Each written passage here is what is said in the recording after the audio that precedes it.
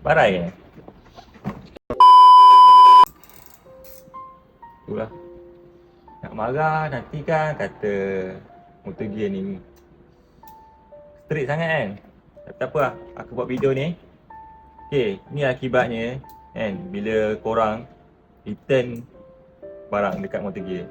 Korang beli, korang return. Kau tengok dia punya condition. Barai amat. Barai. So kalau macam ni sampai dekat kita orang nak jual pun serba salah dekat next customer punya.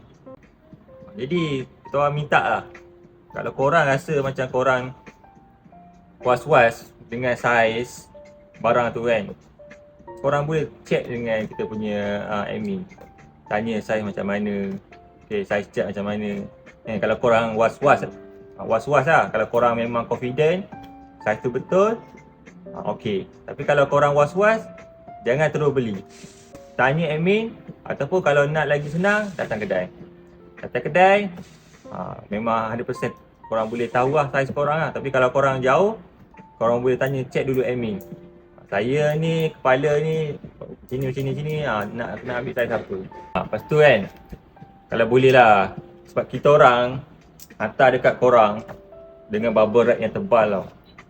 Kalau korang nak return, kalau boleh ada komersial lah balik, balas balik dengan wrap yang okey lah. Janganlah hantar terus dengan kosong raw macam ni. Kalau korang hantar return dengan raw macam ni lah korang dapat.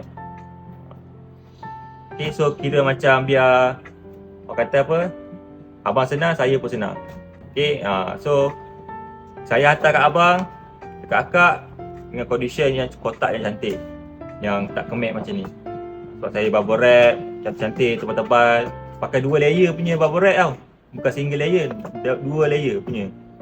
Tapi kalau korang return, korang selfish nak jimat kan, macam ni lah jadi. Common sense lah, common sense tu penting. Alright, okay, itulah. Selamat Raya gang.